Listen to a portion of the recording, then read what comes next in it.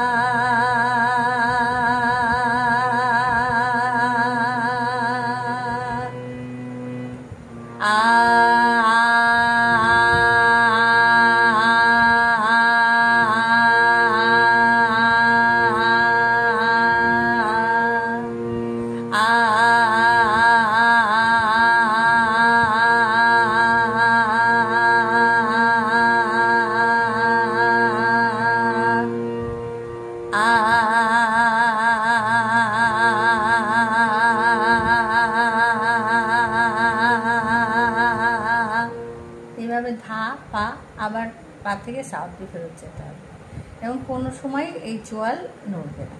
প্রত্যেকবার বেশ গভীর দম নিয়ে